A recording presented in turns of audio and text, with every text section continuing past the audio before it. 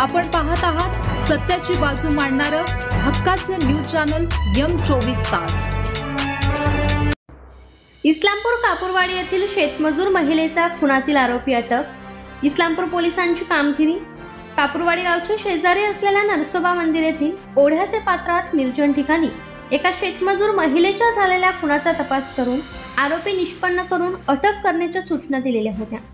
त्या अनुषंगाने उपविभागीय पोलीस अधिकारी मंगेश चव्हाण व पोलीस निरीक्षक संजय हरुगडे यांच्या मार्गदर्शनाखाली विविध तपास पथके तयार करण्यात आली होती।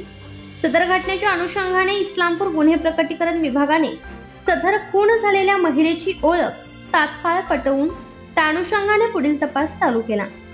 कापूरवाडी येथील ओढापात्रात व आजूबाजूस परिसरात रात्रभर शोध घेऊन कोणता भौतिक पुरावा मिळतो का या अनुषंगाने शोध मोहीम राबवली, परंतु सदर ठिकाणी सदर खुनाच्या अनुषंगाने कोणताही ठोस पुरावा मिळाला नाही।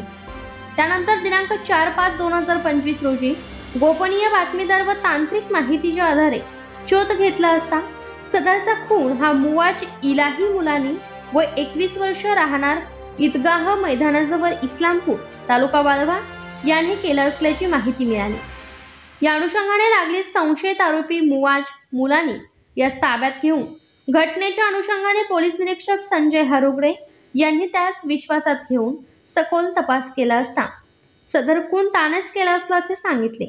त्यानंतर अधिक चौकशी करीत असताना त्याने सदर महिला ही त्याच्या ओळखीची होती, त्याच गोष्टीचा फायदा घेऊन तिचा विश्वास संपादन करून सदर महिलेस शेतातील काम आहे असे सांगून तिला कापूरवाडी येथील ओढापात्रापाशी निर्जन स्थळी पायी चालत नेऊन पाठीमागून तिच्या डोकीत व तोंडावर दगडाने जब्बर मारहाण करून तिचा खून केला व तिच्या अंगावरील सोने काढून घेऊन घटनास्थळावरून निघून गेला असल्याचे सांगितले।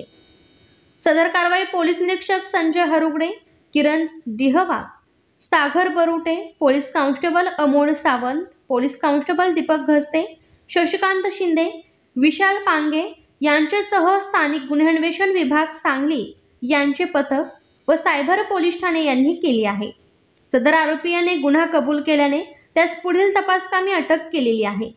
न्यायालयाने दिनांक 7/5/2025 रोजीपर्यंत पोलीस कस्टडी रिमांड मंजूर केली आहे। गुन्ह्याचा पुढील तपास पोलीस निरीक्षक संजय हरुगडे करीत आहेत।